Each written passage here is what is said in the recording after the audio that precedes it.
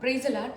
இன்றைக்கு அநேகர் நம்மளுடைய வாழ்க்கையில் வரக்கூடிய பிரச்சனைகளை கண்டு நம்ம என்ன நினைக்கிறோம் அப்படின்னா, கடவுள் தான் இதை கொடுத்தாரு அப்படின்னு நினச்சி அழுது புலம்பி கடவுள்கிட்ட போய் நம்ம கேட்குறோம், கடவுளே எதுக்கு எனக்கு இந்த சோதனை, எதுக்கு இந்த வியாதி, எதுக்கு இந்த பிரச்சனைன்னு கேட்குறோம். இல்லைங்க, இது நம்மளுடைய அறியாமையினால் நாம் இப்படி பேசுகிறோம்.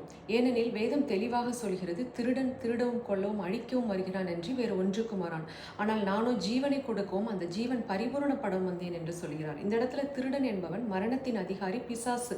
அவன் எதுக்கு வரான்? மனிதனுடைய சமாதானத்தை, சந்தோஷத்தை, ஐஸ்வர்யத்தை, ஆரோக்கியத்தை திருடவும் அவனை கொல்லவும் அழிக்கவும் வருகிறான். ஆனால் ஆண்டவராக இயேசு கிறிஸ்து நமக்காக இந்த உலகத்திற்கு இறங்கி வந்தது எதற்காக? நமக்காக ஜீவனை கொடுக்கவும் அந்த ஜீவன் பரிபூரணப்படம் வந்தேன் என்றார்.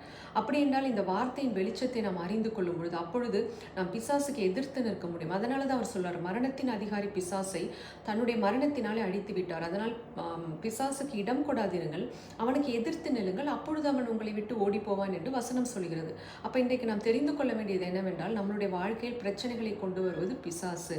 ஸோ அவனை நாம் நம்மளுடைய சுயத்தினால, சுய பலத்தினால எதிர்க்க முடியாது. நாம் அவருக்குள் வார்த்தையில் நாம் கடந்து சென்று அந்த வெளிச்சத்தினால் நிறைந்திருக்கும் பொழுது, திருடன் எப்போ வருவான்? ஒரு வீடு எப்பொழுதும் வெளிச்சத்தில் ஒரு லைட்டுக்குள்ளே நிறைஞ்சிருக்கும் பொழுது, அந்த வீட்டுக்குள்ளே மனிதர்கள் இருக்கிறார்கள் என்பதை தெரிந்து கொள்ளும் பொழுது அந்த திருடன் அந்த வீட்டுக்குள்ளே நுழையிறதுக்கு பயப்படுவான். ஒரு இருளடைந்த இடத்துல தான் திருடன் நுழைவான். ஸோ நம்மளுடைய வாழ்க்கை, நம்மளுடைய இருதயத்தில் ஆண்டவருடைய வார்த்தை என்ற வெளிச்சம் நிறைந்திருக்கும் பொழுது, அவரை பற்றி அறிகிற அறிவில் நாம் தெளிவாக இருக்கும் பொழுது, நிச்சயமாக வாழ்க்கையில் இதெல்லாம் வர்றது பிசாசு கொடுக்கிறது என்பதை உணர்ந்து நாம் அவனுக்கு எதிர்த்து நிற்கும் பொழுது அவன் ஓடி போவான்.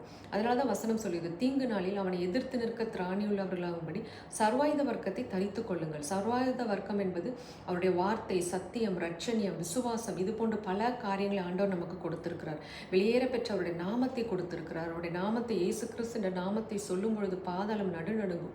ஸோ இப்படிப்பட்ட வல்லமையான போராயுதங்களை பெற்றுக்கொண்ட நாம் அவனுக்கு எதிர்த்து நின்று நாம் கிரயத்து கொள்ளப்பட்ட நாம் நம்மளுடைய வாழ்க்கையினால் அவரை மகிமைப்படுத்த தான் ஆண்டவர் நம்மளை அழைத்திருக்கிறார். ஜெபிப்போம். அன்புள்ள தகப்பனே, நீர் எங்களை தேடி சிலுவைக்கு இறங்கி மரித்து உயிரோடு எழுந்ததுனால எங்களுக்குள்ள ஜீவனை கொடுத்திருக்கிறீரப்பா. மரணத்தின் அதிகாரி பிசாசை அழித்து போட்டு விட்டீர். அவனுக்கு எங்கள் மேலே அதிகாரம் கிடையாது ஆண்டவரே. எங்கள் வாழ்க்கையில் பிரச்சனைகளை கொடுக்கக்கூடிய அந்த பிசாசுக்கு நாங்கள் முற்றிலுமாக எதிர்த்து நிற்கிறோம். அந்த திருடனுக்கு நாங்கள் எதிர்த்து நிற்கிறோம். ஜீவனுக்கு அதிபதியாக இயேசுவே, நீர் மாத்திரமே எங்களுடைய வாழ்க்கையில் இடைப்படும்படியாக, எங்களுடைய சரீரத்தில் தங்கியிருக்கும்படியாக உண்மை நாங்கள் ஆசையாய் அழைக்கிறோம். இன்றைக்கு எல்லா பிள்ளைகளுடைய வாழ்க்கையிலும் இருக்கக்கூடிய இருள் நீங்கட்டும் அப்பா. பிசாசுக்கு எதிர்த்து நின்று நாங்கள் ஜெயமுள்ள வாழ்க்கை வாழ்ந்து உண்மை மகிமைப்படுத்தும்படி எங்கள் ஒவ்வொருவரையும் அர்ப்பணிக்கிறோம். இயேசு கிறிஸ்துவின் நாமத்தில் ஜெபிக்கிறோம் எங்கள் நல்ல பிதாவே. ஆமென், ஆமென். We are chosen to live a heaven on earth life. நாம் அழுது புலம்புவதற்கல்ல, அவருடைய வார்த்தையின் வெளிச்சத்தில் பிசாசை, இந்த திருடனை எதிர்த்து நிற்போம். ஆமென்.